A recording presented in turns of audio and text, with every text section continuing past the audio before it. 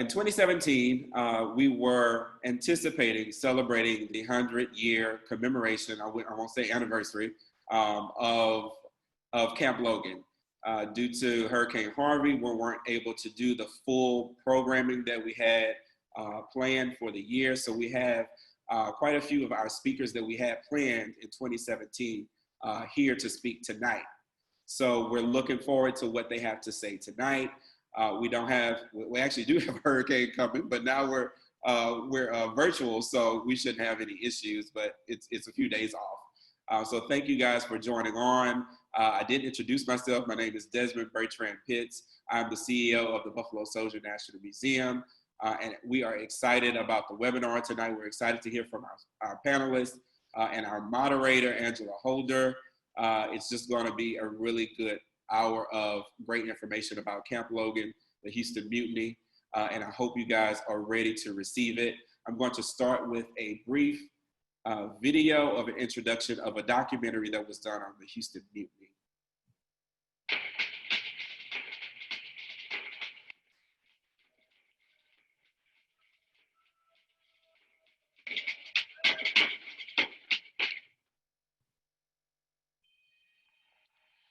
My name is John H. Crooker, and I am Criminal District Attorney, Harris County, Texas. I was informed of the mutiny and riots of the Negro soldiers of the 24th Infantry about 9 o'clock on the night of its occurrence. About 3:30 p.m., we heard that Corporal Baltimore of our company had been shot by police officers. All the boys said, "Let's go get the man that shot Baltimore." One grabbed me and pushed me out in front of him with his gun and started shooting at me. Earl seemed dazed and couldn't get out from under the wheel, and when this Negro shot me, they all seemed to go crazy, started shooting Earl. I fell flat in the ditch and lay there as if dead. They let me alone. Get out! You ain't got no right to be here. I think we're gonna have trouble tonight. What kind of trouble, Sergeant? Major trouble. You all right?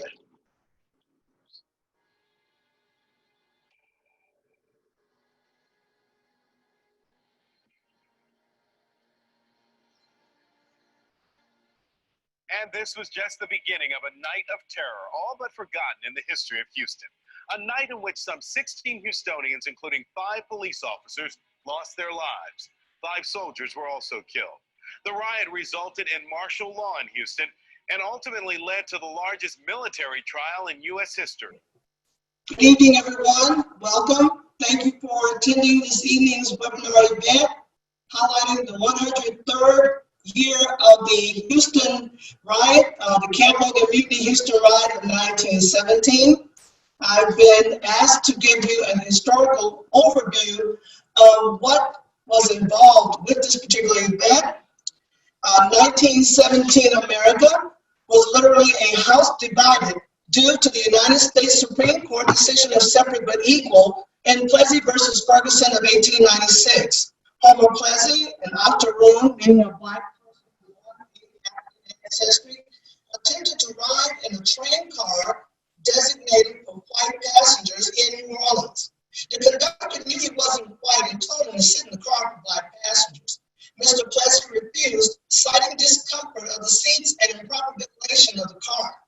An argument ensued. He was fined and later convicted of wrongdoing. The case rose on appeal to the United States Supreme Court. According to historians George Tickle and David Scheid, the court ruled that segregation laws have been generally, if not universally, recognized as within the competency of state legislatures in the exercise of their police power. The sole dissenter, Justice John Marshall Harlan, he was a former slaveholder and Whig Unionist from Kentucky, predicted that the Plessy ruling would stimulate aggressions more or less brutal upon the admitted rights of colored citizens. The Supreme Court's ruling meant that racial segregation in place was being done by practice was now codified in law. So here, to be black in 1917 America was a life of knowing your place. And if one forgot he or she would be reminded with a violent or fatal lesson. According to Timberland Shaw, in the decade 1890 to 1899, lynchings in America averaged 188 per year, 82% of which occurred in the South. From 1900 to 1909, they averaged 93 per year, 92% in the South. It was into this atmosphere that the soldiers of the 3rd Battalion of the 24th Negro Infantry Regiment went to Houston, Texas. According to military historian Captain Paul Matthews of the Buffalo Soldiers National Museum, Texas, while often associated with the West, was actually more Southern than Western. The soldiers were soon to be rudely introduced to the overt racism incurred by the legalized segregation practices of the day. Their reasons for joining the Army varied, but they still shared in the belief of service in their country that might one day elevate the race to acceptance, tolerance, and eventually equality. An example of the rude behavior in Houston was an HPD not allowing the black servicemen to keep their sidearms while in the city. The idea of uppity, swaggering Negro soldiers on the streets of Houston was not appealing in Houston, where the local blacks knew their place. The soldiers' unchecked presence may have sparked ideas in their heads for more equality than the present 1917 society would allow. As tensions grew from the soldiers' pushback on Jim Crow customs, a riot was well within the realm of possibility. And so it came on the night of August 23rd, 1917. 17 white Houstonians died, including 5 HPD officers. There were 4 black soldiers who died as a result of the riot, and 1 soldier from the 5th Texas Infantry, another from the 2nd Illinois Field Artillery.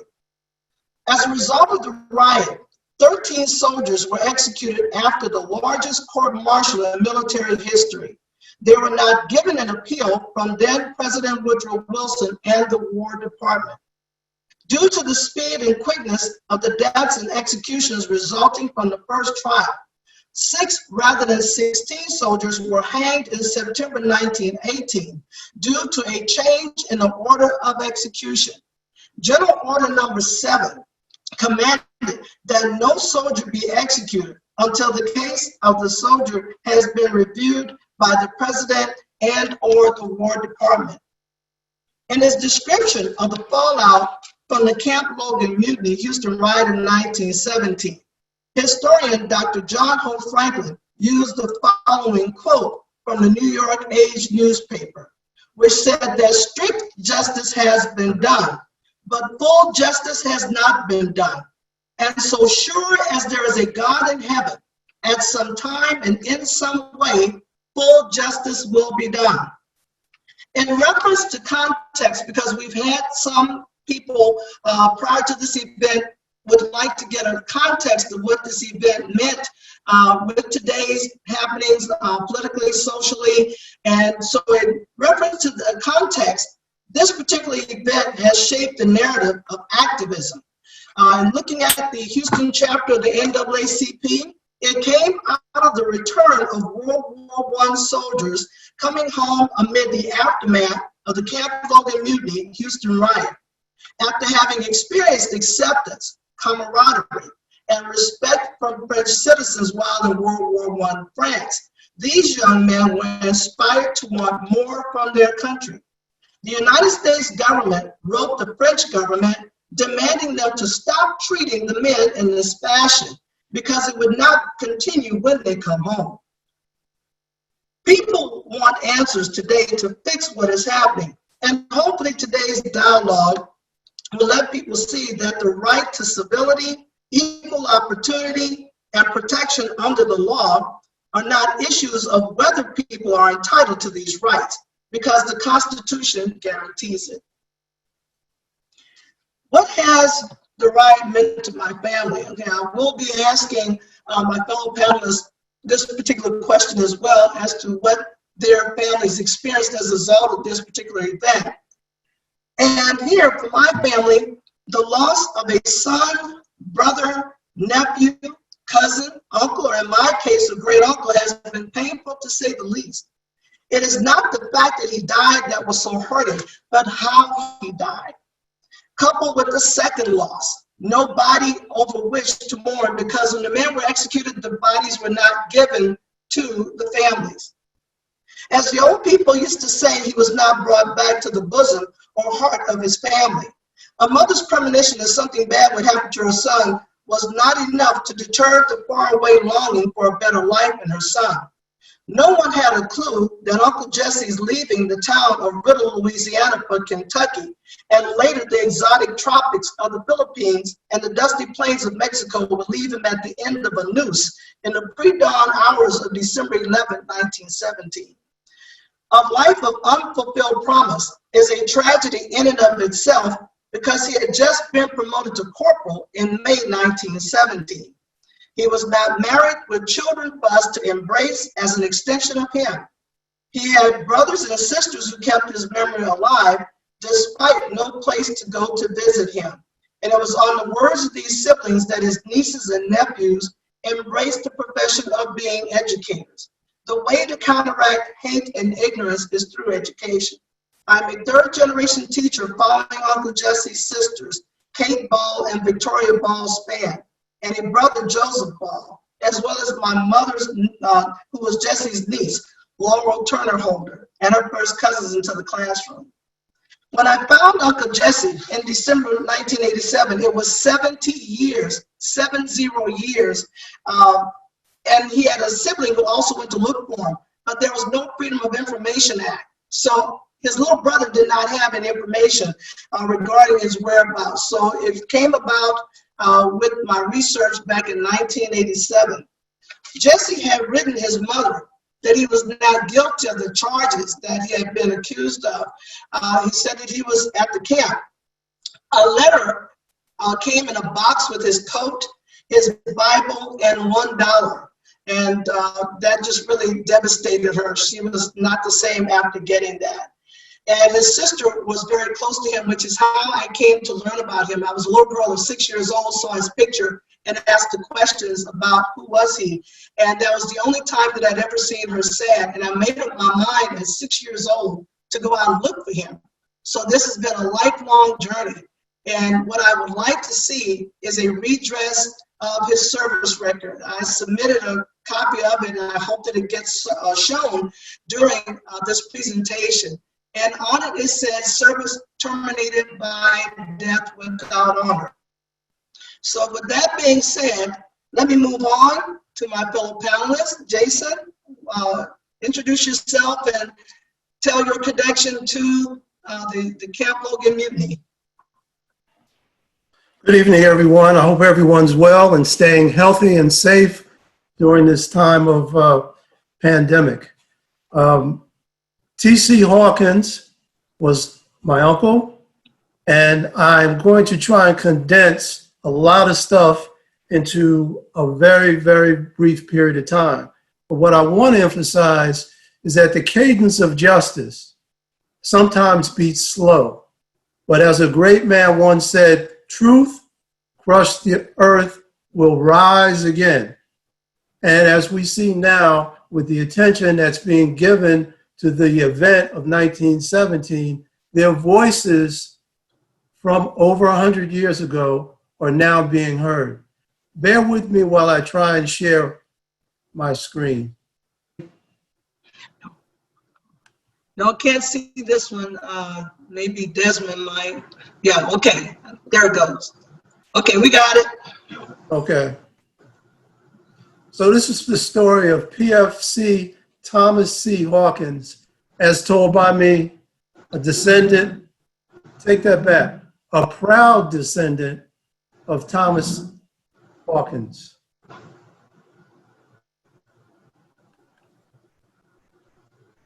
Okay, this is his family. This picture is taken probably around the turn of the century. Holding a Bible is his grandfather. Holding the little girl is his mother. And the two older boys, of which he is one, are standing to the left on the screen. This is a picture of his mother, Catherine Hawkins, much later in life. I'm going to show you a few pictures of some of his sisters and brothers. Unfortunately, I wasn't able to upload all of them, but here's a few.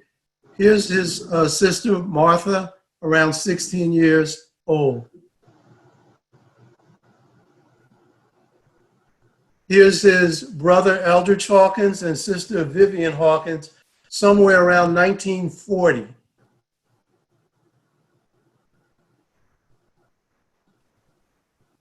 There's a very special person to me. There's his sister, Damaris, when she was 18 and later as a full-grown woman. Ironically, he had a brother, Lewis Henry Hawkins, who at the very same time that he served in the 24th Infantry, his brother was serving in the 10th Cavalry. And this is a picture, early 1900s, of the 10th Cavalry, and there's an arrow over the head of his brother.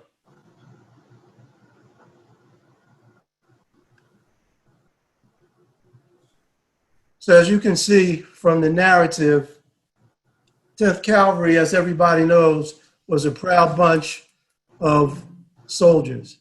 And that's Lewis Henry Hawkins on his horse right there.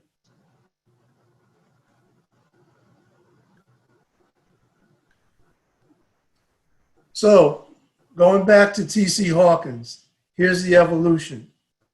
This is him standing in that first picture that I showed you. Very religious family. His grandfather, who was holding the Bible, was a preacher. And T.C. Hawkins was born 1893, January 6, 1893.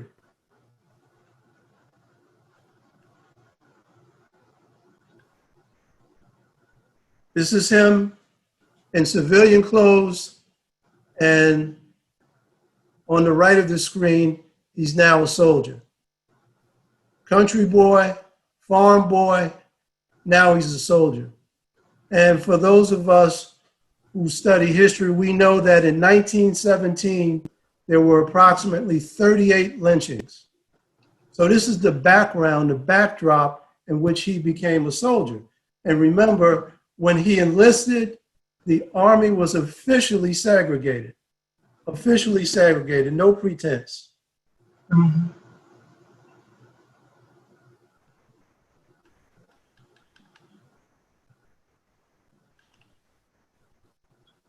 And this is a picture of him enjoying his life as a soldier. It looks like he's having some fun.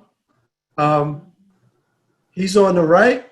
He's got his cigar, hand on his sword, and enjoying the soldier's life. It's with that background, with that mentality, I'm going to read you, not my words, but the words of the NAACP investigation with regard to what happened as a prelude to the events of August 23rd, 1917. Mrs. Travers, an evidently respectable, hardworking colored woman, said, "I was in my house ironing. I got 5 children.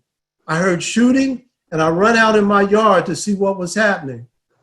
Sparks," she's referring to a police officer, "came into my house and said, 'Did you see a N-word jumping over that yard?' And I said, 'No, sir.' He came in the house and looked all around, went in the back. Then Daniels, the other policeman, he came around the corner on his horse. I called to Mrs. Williams, my friend, who lives across the street, and asked her what was the matter. I think they were shooting at crap shooters." He, referring to Sparks, came in again and just then said, "You're a god-d liar. I shot down in the ground." I looked at her and she looked at me, and he said, "You all got the N-word, B-I-T-C-H. Since these got the word sons of of inward soldiers came here. You're trying to take the town. He came into the bedroom then and into the kitchen. And I asked him what he wanted. He replied to me, don't you ask an officer what he wants in your house. I'm from Fort Bend and we don't allow inwards to talk back to us. We generally whip them down there. He hauled off and slapped me.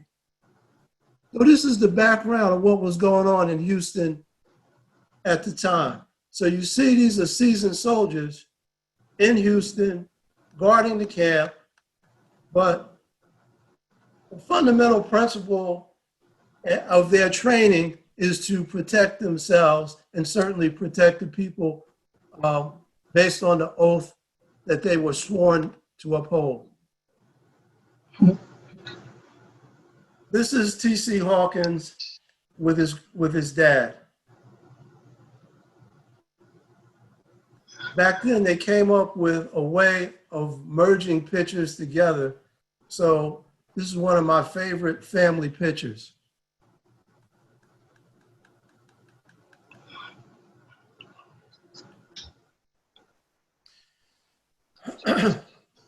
What I have on the screen now is a letter from him while he was serving in the Philippines. And he sent this to his mom. And I don't know if you can see it as clearly as I would like you to, but I'll read it. Dear Mom, I received your letter and I was glad to hear from you and to get your picture and hope this will find you well as your son. I am getting along fine.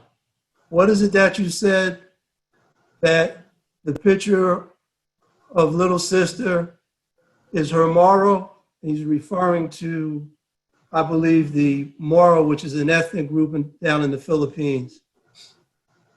They can't seem to get enough of ourselves. We are killing them every day. Here's a piece of poetry I composed. As I look back and wonder, back in my youthful days, I think of my dear old mother, how she bowed down with me to pray, how she asked the Lord for his blessing that from labor I may get to rest, and not to dwell among demons, but in heaven with the blessed. But whilst I am in this distant land and not yet numbered with the dead, I pray the Lord will extend his hand and bless me with blessings as she smiles. If I once more can see her in the land of the living, not the dead, to tell her the Lord has answered her prayers and that the debt I owed has been paid. Although I am a soldier under the stars and stripes, but for me to reap eternal life, I'm a soldier under Christ. Your son, T.C. Hawkins. Okay. Thank you, Jason. To bring up about Private First Class Thomas Hawkins, there were some soldiers who said that he had not gone into town during the time of the riot, that he was still back at the camp. But even with that kind of testimony, he seen soldiers that were hanged without benefit of appeal. Thank you so much, Jason. Next, I would like to have Jules. Jules, I would like for you to tell us about Captain Bartlett James. Okay, can you hear me now? Yes, sir. Captain James, and can you see me now too? I think Jason's screen is still up. And that letter, what year was that letter, Jason? Mute me. They have to unmute me. Can you hear me? Yeah, go ahead. Jason, at the top of the screen, click stop sharing. Okay. I actually didn't finish. I wanted to get to one last letter. Is that possible, Ms. Holder? Okay. Okay, we'll go. The letter was was written April 28th, 1915. I'll scroll down in my presentation. I just want to get to this last letter, which is probably the most important letter that we have as a historical record. It's a handwritten letter from him to his grandmother, and this, not to his grandmother, to his mother. And this letter came in the mail, much like Angela's uncle, came with a box along with the charges, some of his belongings. But this is what the letter says. Dear mother and father, when this letter reaches you, I will be beyond the veil of sorrow. I will be in heaven with the angels. Mother, don't worry over your son, because it is heaven's gain. Look not upon my body as one that must fill a watery grave, but one that is asleep in Jesus. I fear not death. Did not Jesus ask death, where art thy sting? Don't regret my seat in heaven by mourning over me. I can now imagine seeing my dear grandmother and grandfather and dear girl Bessie Henderson that I once loved in this world, standing at the river of Jordan, beckoning me to come. And oh, mother, should they be sensitive of my coming, don't you think they are anxious for tomorrow morning to come, when I will come unto them? I am sentenced to be hanged for the trouble that happened in Houston, Texas, although I am not guilty of the crime that I am accused of. But mother, it is God's will that I go now and in this way. And mother, I'm going to look for you and the family if possible. I will meet you at the river. Come unto me, all ye that are heavy laden, and I will give thee rest. Bless his holy name. This is the happiest day I met with since Jesus spoke peace to my soul in Brookstone Church. From my promise to God, I have strayed away, but I am with him now. Send Mr. Harris a copy of this letter. I'm your son, T.C. Hawkins. Thank you for allowing me to read that. I appreciate it. Oh, you're very welcome. And it also reminds me the oral history in my family. The letter that my Uncle Jesse wrote to his mother said, Mother, when you read this letter, I will be in glory. So you can imagine getting a letter from your son saying, Mother, when you get this, I'm dead. And a lot of the men prior to that time, the YMCA, spoke to the men, and they signed, many of these convicted men, they were due to be executed, signed affirmation of faith cards. So if there had to be any comfort, their families knew that they died Christian. Jules, introduce us to Captain Bartlett James. Okay. Hi, I'm Jules James, calling in from Seattle. This is Captain Bartlett James. He was leading the L Company of the 24th Infantry. And Jason, I was asking about the letter because the 24th Infantry, their band played the funeral march when his brother was killed in the Philippines, KIA, in 1906. Fred James died there. This is Admiral Jules James from 1914, his older brother. So there were 4 brothers altogether who served in the military. 3 of them died, and I'm a descendant of Jules James, the older brother of Bartlett James. In our family history, we've always been told that Bartlett was murdered by black troops, by his troops. And what that was, as I found out, and Angela, thank you. I really need to thank you a lot. As history goes on, we try to compress the stories to make it easier to tell. And what happened is we put 2 facts together, is that Bartlett led L Company of the 24th, which is a black battalion, and he died of a mysterious gunshot wound 2 months after the mutiny. And over time, those 2 facts were compressed into one. But having spent 3 years studying this situation, the black troops are the last people who would have been responsible for his murder if he was murdered. The Army considered it a suicide. Not a person then or now believes that, except for the Army. It's incredibly unlikely that a James family member would do that at a time of war. It's a betrayal of his country, and he would not do that. Second, it doesn't matter because the guilty are all gone. So I'm very much a rest in peace sort of person. Whatever happened in the past, and I hope that applies for me too, is whatever my worldly sins will be left, and I can rest in peace when I die. But what is important to me is to study Bartlett for what he accomplished and remember him for that. And that's also true of his 24th. The 24th, we need to remember that these were heroes of San Juan Hill. 17 members of the 24th died in that battle. 5 received certificates of merit, which is about a Silver Star is what we would consider it nowadays.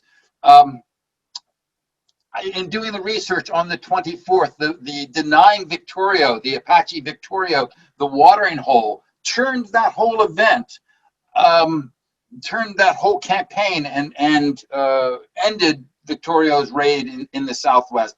5 Medal of Honors were won by soldiers of the 24th Infantry over its years. And I'm very proud of what Bartlett did that night. He was the first person to stand up against the mutineers and said, L Company stands by his company. And that was the first time that the mutineers were blunted in any way. And he created a defensive skirmish line. Now, if you're the leader in a chaotic situation like this, how do you survive? How do you make it through the night? He created an L-shaped skirmish line and had all the soldiers, and these are mixed companies. This is not his command. These are any soldiers he can gather. He lays them down. They're fully armed and loaded. They don't know who they're fighting. They don't know whether they're fighting the mutineers coming back or the townsfolk coming out, or whether it's going to be the Illinois National Guard coming in. They don't know who they're fighting. And he held that defensive line all night, and not a shot was fired. And that's a level of leadership which I so totally respect. And one of the questions which, Angela, I see down there, and I need to answer it right now, is that shouldn't we let this story go? It's 103 years past, and I've only known this story for 3 years. And I don't even want to resolve it. I don't even want to come to a conclusion.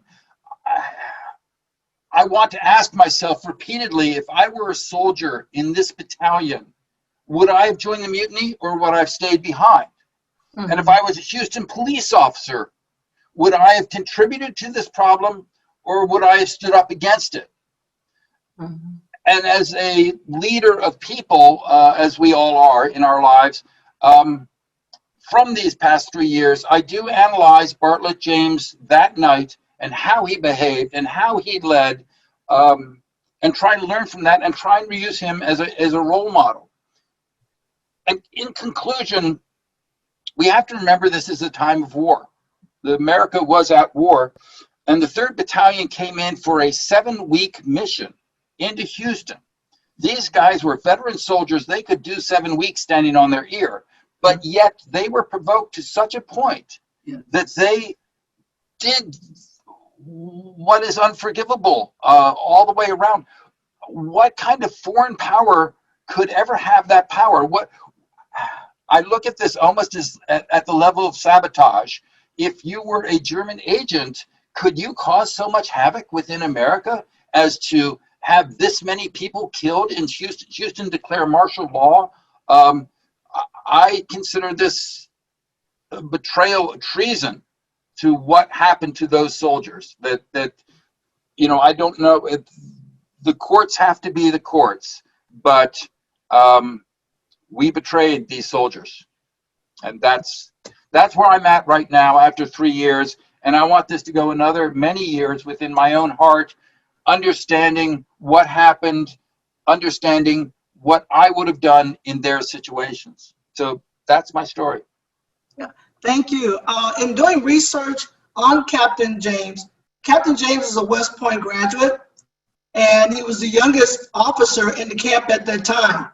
And there were other West Pointers also in the camp with him, much older, more experienced, but yet he had control. His men stood by him. They did not leave the camp. His presence was glaringly missed during the time of the trial. And I have to feel like had he lived, that he would have gotten some of the men who were executed, some of the 13 probably would have not been executed. In fact, from that particular court case, no one in Houston could identify any of the soldiers having accosted them that night. And you have to wonder, well, why was there an execution? But times being what they were, these men, black people with no rights, no respect to due process, it was a lynching. And it was highly unfortunate. But your ancestor definitely had the support of the men. And some of the soldiers went as far as to feeling like he had been murdered because his career was intact. So he had no repercussions to come down on him for court-martial for dereliction of duty, as some of the other soldiers would have, some of the other officers would have faced. Thank you so much for telling us about Captain James. Last but certainly not least, Charles Anderson, please introduce us to Sergeant William Nesbitt. Okay, hello everybody, and thank you, Jason, and thank you, Mr. Jules. Jules James, I never heard your side of that story, so I was really glad to hear about your ancestor. I'll make mine as short as possible so we can get some questions in here from the audience or whatever, because I don't have that much to talk about as far as my ancestor goes. William C. Nesbitt is my first cousin, twice removed. I have been the only descendant of William Nesbitt who has been doing research on him, and I came about knowing about my ancestor William Nesbitt through some other research that I had been doing. For 30 years, I've been tracing my family history, and along that line, I came across realizing that William Nesbitt was in my family tree. And like I said, he's a second cousin, first cousin twice removed of mine. And I am the only person in my family that has ever done any research on William Nesbitt, period. William Nesbitt was a sergeant that night, that's unfaithful night in August 23rd, 1917. He was a sergeant in charge along with, I think, Corporal Baltimore, or no, Sergeant Baltimore. And I went to see actually the entire documents on that night that's in the archives, and I can't even remember the name of the place that I went down there, and they brought the files down for me to look through them, and it was very fascinating to see a lot of the court trial throughout the entire case. I only wanted to look at the case, the first one. There were 3 huge documents that they brought down, and from the first trial, the second trial, and the third trial. Of course, my ancestor was William Nesbitt, and the first trial was William Nesbitt versus the United States. Mm-hmm. But William Nesbitt was the son of Charles and Florence Nesbitt. They both, William Nesbitt was born in Altoona, Pennsylvania.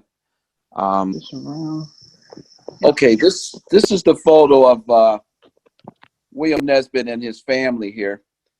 This guy right here, this is William Nesbitt, William C. Nesbitt right here. This is his brother, Oscar Nesbitt. And this is his dad, Charles Nesbitt. And this is his mom, Florence Chaplain Nesbitt. So this is a family portrait of William Nesbitt when he was a little boy. Some of the information that I have on William Nesbitt, especially his military career, he actually was in the service. He was on his second enlistment. He was at the end of his second enlistment in the military.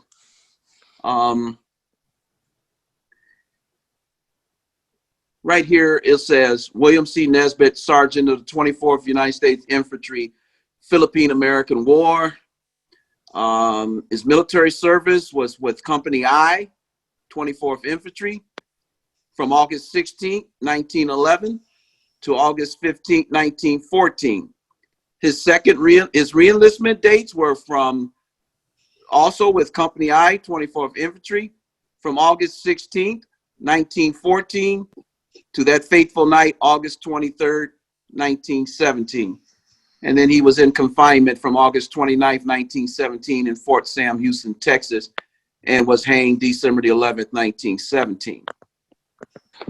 Most of what I have studied about William Nesbitt leads me back to also his grandfather, who also was named William Nesbitt.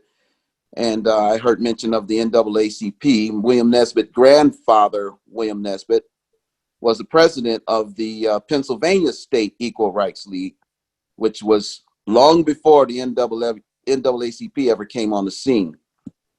So I'm unscripted here, so I just want to put that information out there about William Nesbitt. And if there's any questions, I can do better by answering questions because I know so much about him. And I don't want to hold up too much time here, so I'll just leave it at that and go back to the rest of the panel, and we'll take it from there. Thank you so much, Charles. I would like to add this about Sergeant William Nesbitt. He was one of 2 sergeants that were the high-ranking non-commissioned officers on the night of the riot. And we have here in Houston the burial of Sergeant Vida Henry. Sergeant Vida Henry died that night as a result of the riot. And when the court-martial took place, the highest-ranking soldier at that time was Sergeant William C. Nesbitt. So if you're doing research, and you'll see the court document says William C. Nesbitt versus United States, that is Charles's cousin twice removed. But yes, and he also was a very good soldier. And I looked at the service dates that he had prior to coming to Houston, and my great uncle signed up in January 1915. So he joined up with them while they were in the Philippines before they were shipped back here to the United States. So these men, my great uncle served with Jason's uncle.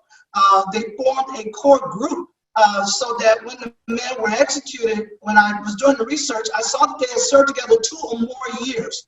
So there was a lot of responsibility that went towards them regarding the soldiers. So I guess now it's time for Q&A. If you'd like to turn it over to who's handling the Q&A. Thank you so much.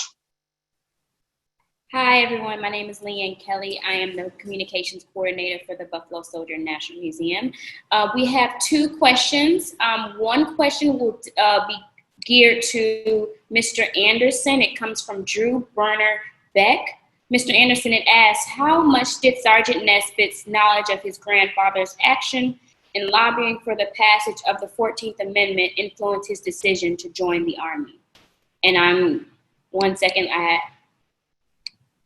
if you would answer that question. Okay, that's a good question. And I believe that William Nesbitt was profoundly influenced by his grandfather, William Nesbitt. Because his grandfather also was a part of what was happening back in those days. He was a good friend of Frederick Douglass, and he was involved in going over to the Liberia during the that whole thing when the American Colonization Society was trying to ship a lot of blacks over to the Liberia. Well, William Nesbitt's grandfather went there in 1854. And he sailed over there, and he found out a lot of things that were that was not right about the American Colonization Society. He came back. He wrote a pamphlet about his whole experience over in Liberia, which I have. And yeah, he was greatly influenced by his grandfather. His grandfather was a very well-known person and abolitionist back in that time period. So I hope I got to that core of her question, or if not, could you repeat it? I think that's what he was asking, basically what made him want to enlist after the 14th Amendment was passed. So Yeah. thank you so much, Mr. Anderson. So we You're have welcome. another question. The other question will be for all the panelists. The question comes from Jonathan Bryant. Is anyone aware of any efforts, past, present, or future, to create a permanent memorial to the soldiers of the 24th? If so, what organizations have been involved in this effort? And I will give the floor to all panelists.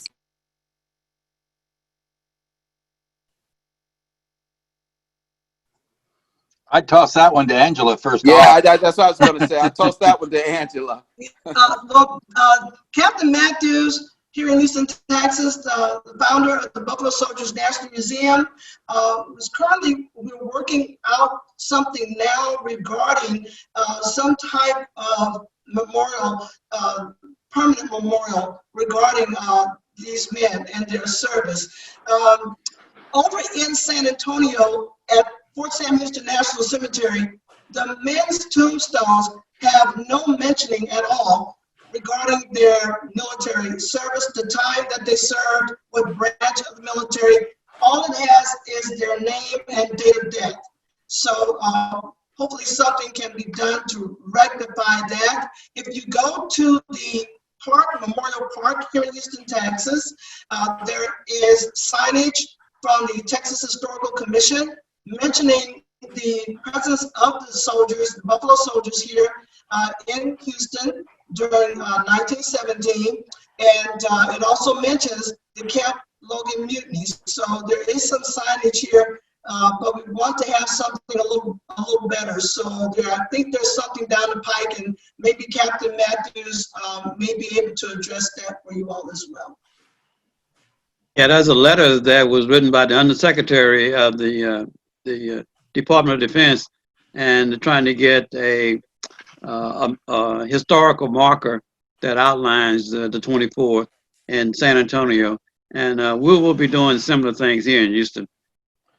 Let me add something to that as well. You mentioned the grave site. The current grave site is not the original grave site. The original grave site was right near the gallows by the creek because it was done in secret. But unfortunately, when I say unfortunately, I don't mean for the men. Unfortunately, for those that were rushing, they failed to dot all their I's and cross their T's. And technically, at least the first 13 that were hung, of which T.C. Hawkins was a part, they were not dishonorably discharged. So they then were moved into the actual military cemetery. And that's why you see the headstones, but the headstones, as Angela correctly stated, do not reflect all the information. However, they would not allow the families to retrieve the bodies to bring them, in my case, back to North Carolina and parts around the country. So that's an interesting fact. And that was brought about in part by the efforts of the NAACP and all the things that the NAACP did to cause an investigation, to compel the government to have more review when it comes to the sentences that are being meted out, particularly when it comes to African Americans or Negroes or colors at the time, and in particular the death penalty. All righty, so I'm muting everyone again. We have another question coming in from Facebook Live.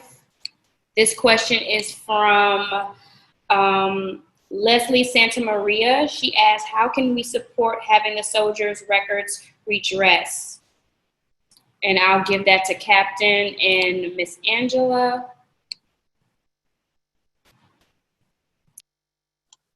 Okay, we do have a petition drive at the museum, and when the museum opens, that if anyone will be able to come there, either maybe Desmond, can have an online petition. So I'll talk to Desmond about that, the executive director, and see if we can have an online petition.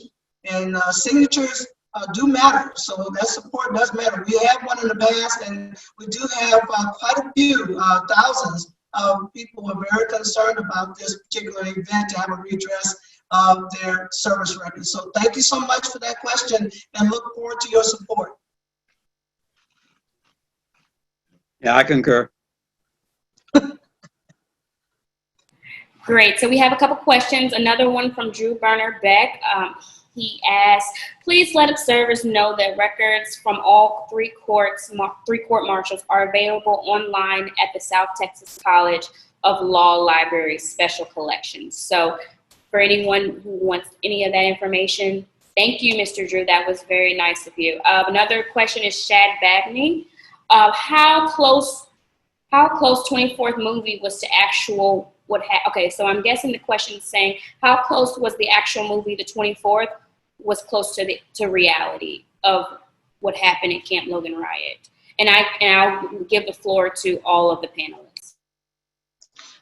I haven't had a chance to see that movie, and no one who did the movie came to the museum to talk to the museum about any of the history, the background. So I can't say anything about it because, as I said before, I wasn't interviewed.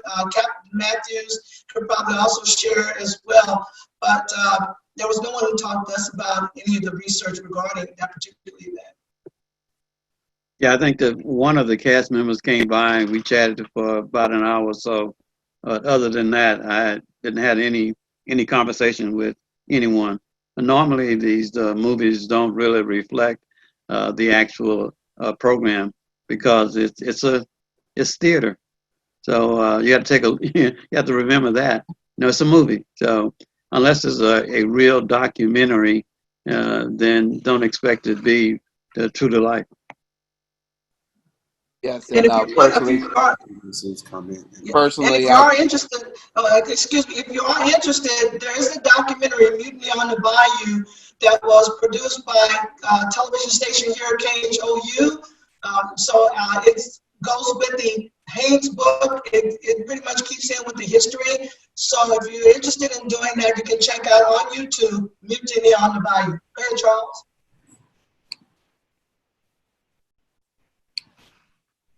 I was just going to say I just can't wait to scrutinize this movie, the 24th, myself, because, yeah, I haven't seen it either. But interested in seeing what they put together.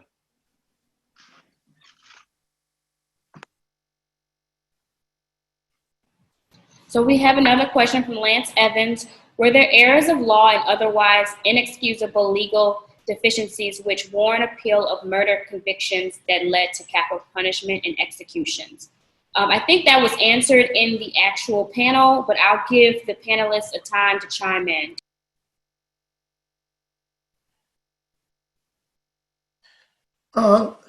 Ironically, since it was the largest military court-martial in the history of the United States, you had one lawyer defending 63 defendants. One lawyer, 63 defendants, 27 days of a trial. Because it was 27 days of a trial, it took 48 hours for the panel to determine the guilt and innocence or lack thereof and pronounce death sentences for 63 people, 13 of which were executed.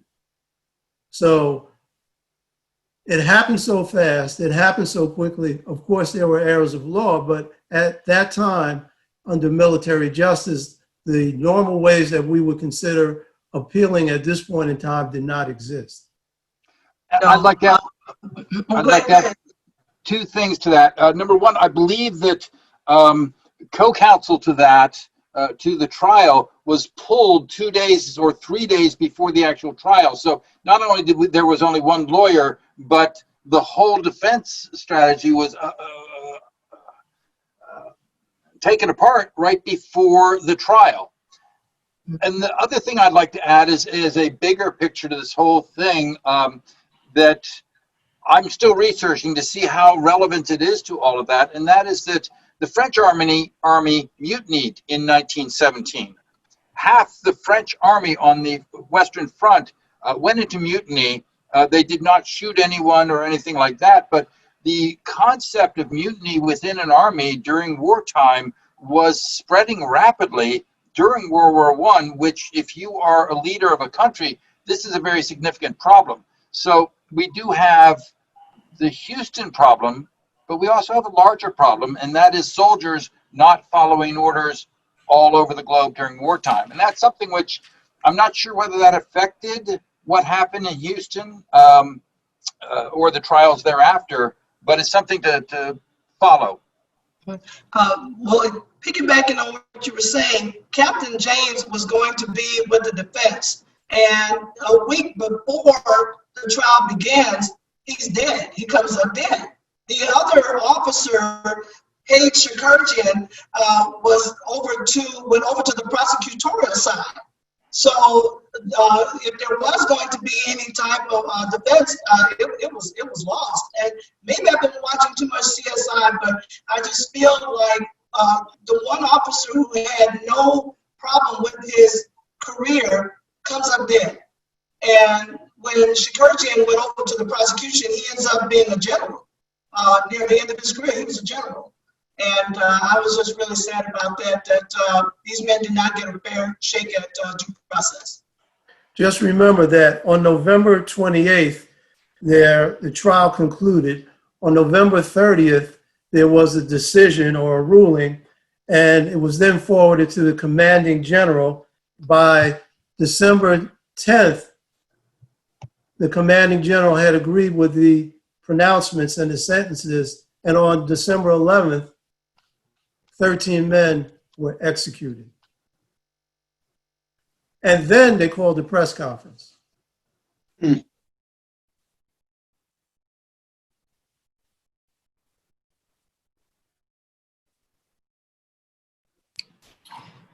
So we have a couple more questions, and then we're going to have to end the event. Thank you all for tuning in. But we have two more questions. One from S.R. Norman.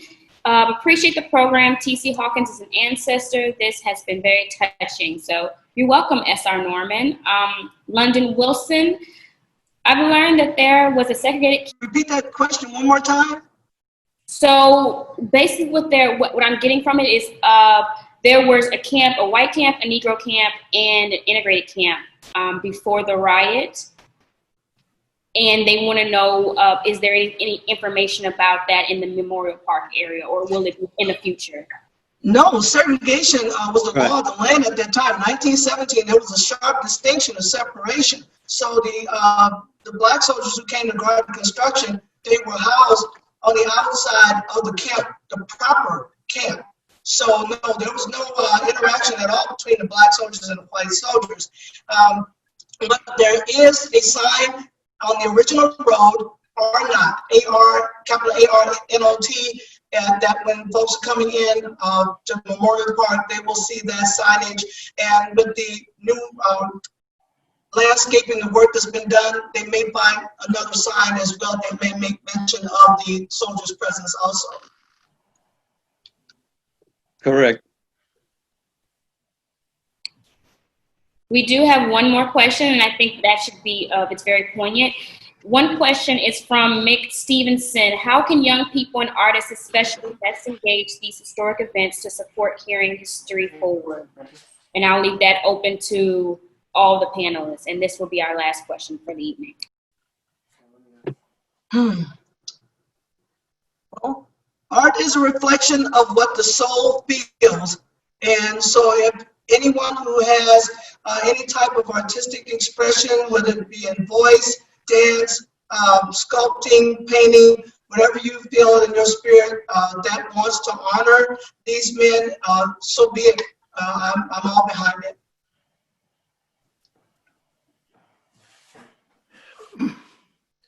Anytime there's a miscarriage of justice, there's an expression. And I think it's incumbent upon artists to assume the mantle of that responsibility to create the counterbalance to that. So we all look to artists to express in certain ways our own feelings. So one of the questions before I talked about, well, what can we do? What are you going to do? Expression, expression, expression. And the more expression that there is, the more knowledge is gained. And whether our attempts to have these individuals that were convicted posthumously pardoned are successful or not, expression. Please allow the artists to express themselves.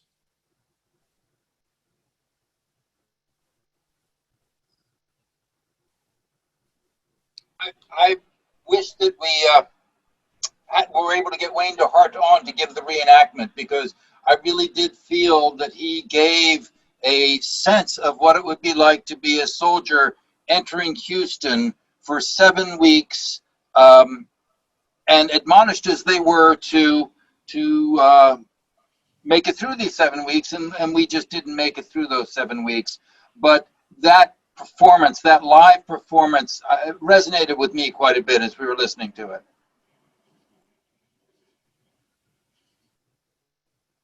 I agree, Jules. Wayne was not able to get back on, but we'll. What the plan is to actually have these, have this be a 3-part series for Camp Logan. So we're going to talk with scholars who have written books about Camp Logan, and we'll talk to artists again who have created paintings, visual art, and performing art. So we'll have Wayne back on as well, and just to kind of elaborate on how young people can. Support. I just say continue the narrative, continue to share the story, what you've learned throughout this webinar, or throughout your reading and collecting things and attending events or coming to the museum. Just continue to share the story. And the artistry of it, continue to do it. Continue to share the narrative in so many, in any way possible that you can get through to the younger audience, because we have to do more than just say, hey, read about it. We have to get people active and engaged. And this is one of those platforms that we're using to push that forward. So we'll continue the conversation, and we'll continue to do things of this sort. Thank you to all of the panelists. Thank you, Angela. Thank you, Leanne, our communication coordinator, LaShawn, all of the board members. And thank you all for participating in this event as well. I'm going to shoot out our second poll here just to see where people are. So we sent out the first poll, and this is the second one that's going to wrap up the evening. And I hope you learned something. I hope that you'll take something that you learned tonight and share it with someone else. That's how we continue the story. We should never stop continuing to tell the story. We just have to make sure that people understand and continue to share the story. Because if we don't do it, then who's going to do it? And like John Lewis says, if not us, then who? And if not when? If not now, then when? We have to continue to do it. Okay. Angela has something to say. Oh, yes. I would like to say that it has taken 18 years. The Buffalo Soldiers National Museum started an annual observance. Captain Matthews started this back August 23rd, 2002. Jason was the first descendant that we were able to get. And within that time period from 2002 till now, we've discovered more descendants. So thank you, Jules, Charles, for being a part of this. Bless you guys, and look forward to doing more work with you. Thank you all. Please follow us on all of the social media. Check out our website, buffalosoldiermuseum.com. Donate. We still have the 1866 relief campaign out. So make sure $1, $2, everything, it all goes a long way. Y'all have a good night. Happy Sunday. Thank you. Thank you for inviting me. Thank you. Thank you for coming on.